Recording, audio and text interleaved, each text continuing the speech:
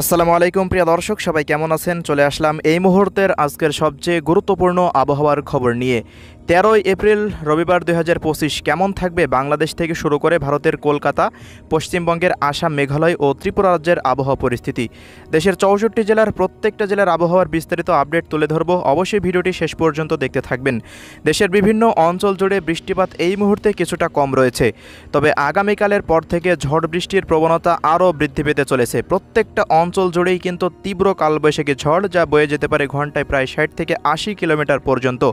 এছাড়াও মারাত্মকভাবে তীব্র শিলাবৃষ্টির সাথে থাকবে বজ্রপাত। তো প্রিয় দর্শক, দেশের কোন কোন অঞ্চলগুলোতে হতে পারে সেই বৃষ্টিপাত এবং শিলাবৃষ্টি ও কালবৈশাখী ঝড়, কি জানা যাচ্ছে আজকের ইউরোপিয়ান আবহাওয়ার পূর্বাভাস মডেলের রাডার থেকে। এছাড়াও বাংলাদেশ আবহাওয়া অধিদপ্তর ঝড় বৃষ্টি নিয়ে কি জানালো জানিয়ে দেব। শেষ পর্যন্ত দেখার অনুরোধ। কে কোন জেলা থেকে দেখছেন কমেন্ট বক্সে জানিয়ে দিন। প্রতিনিয়ত আবহাওয়ার খবর পেতে আমাদের ইউটিউব চ্যানেলটিকে সাবস্ক্রাইব করে রাখতে ভুলবেন না। তো আমরা এই মুহূর্তে সরাসরি রয়েছি স্যাটেলাইট রাডারে। তো রাডার থেকে দেখা যাচ্ছে দেশের অধিকাংশ জেলার আকাশ এই মুহূর্তে পরিষ্কার রয়েছে। রংপুর থেকে শুরু করে এদিকে চট্টগ্রাম বিভাগের অধিকাংশ জেলার কিন্তু আকাশ আমরা এই মুহূর্তে পুরোপুরি পরিষ্কার দেখতে পাচ্ছি। এছাড়াও এই মুহূর্তে বাংলাদেশের বরিশাল ও ঢাকা বিভাগের দু এক অঞ্চলে কিছুটা আকাশ মেঘলা রয়েছে। দু এক অঞ্চলে বিচ্ছিন্নভাবে আগামী কয়েক ঘন্টার মধ্যে বৃষ্টিপাতের সতর্কতা দেখা দিতে পারে। তবে এই মুহূর্তে ভারতের কলকাতার দিক দিয়ে শুরু হয়ে গেল বাঁকুড়া, বর্ধমান, এদিকে খড়গপুরের অঞ্চল দিয়ে তীব্র ভারী বৃষ্টিপাত। এই বৃষ্টিপাতটি আগামী 5 থেকে 6 ঘন্টার মধ্যে ভারতের পশ্চিমবঙ্গের এদিকে কলাঘাট থেকে শুরু করে হলদিয়া, চন্দননগর, আরামবাগ, পুরুলিয়া, বাঁকুড়া, দুর্গাপুর, বর্ধমান অঞ্চল দিয়ে কিন্তু ব্যাপক হারে ছড়িয়ে যেতে পারে। শ্যামনগরের আশেপাশ দিয়ে কিন্তু দু এক অঞ্চলে বৃষ্টির কিন্তু একটা রেশ চলে আসতে পারে। মেহেরপুর অঞ্চলের দিক দিয়ে আজ রাতের মধ্যে বা চুয়াডাঙ্গা অঞ্চলের দিক দিয়ে কিন্তু দু এক অঞ্চলে কিছুটা বিচ্ছিন্নভাবে বৃষ্টিপাত দেখা যেতে পারে। পাবনা অঞ্চল এবং রাজশাহী, চাঁপাইনবাবগঞ্জের আশেপাশ দিয়ে দু এক অঞ্চলে কিছুটা বিচ্ছিন্নভাবে ঝড় বৃষ্টির সম্ভাবনা কিন্তু আমরা দেখতে পাচ্ছি। বাকি তেমন আর কোনো ঝড় বৃষ্টির সম্ভাবনা দেখা যাচ্ছে না দেশের 8 বিভাগের 64 জেলাতে আজ রাতের মধ্যে।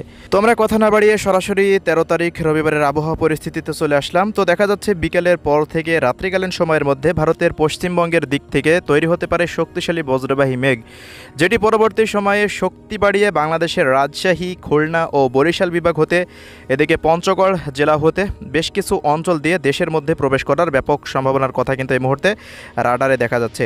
তো দেখুন, এদিকে রাজশাহী থেকে শুরু করে নওগাঁ, নাটোর থেকে শুরু করে এদিকে পঞ্চগড়, দেবীগঞ্জ থেকে শুরু করে এদিকে কালাহর, সাইদপুর, বিরামপুর, পাঁচবিবি, আক্কেলপুর, আদমদিঘি থেকে শুরু করে চাঁপাইনবাবগঞ্জ, গোমস্তপুর, নাটোর, পাবনা, পুঠিয়া, রাজশাহী, লালপুর, ভেড়ামারা, পাবনা, এদিকে আলমডাঙ্গা, কুষ্টিয়া, মেহেরপুর, চুয়াডাঙ্গা, ঝিনাইদহ, মাগুরা থেকে শুরু করে এদিকে দেখুন সাতক্ষীরা, শ্যামনগর পর্যন্ত একটি শক্তিশালী বজ্রবাহী মেঘের অবস্থান দেখা দিতে পারে রাত্রিকালীন সময়। তো ওই মুহূর্তে কিন্তু বেশ কিছু জেলাতে হালকা মাঝারি বৃষ্টিপাতের একটা সতর্কতা রয়েছে।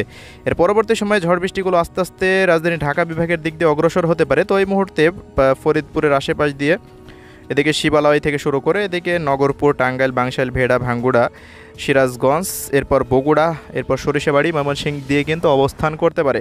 তো এই সমস্ত অঞ্চলগুলোর আশেপাশ দিয়ে দু এক জায়গায় বিচ্ছিন্নভাবে বৃষ্টিপাত দেখা দিতে পারে।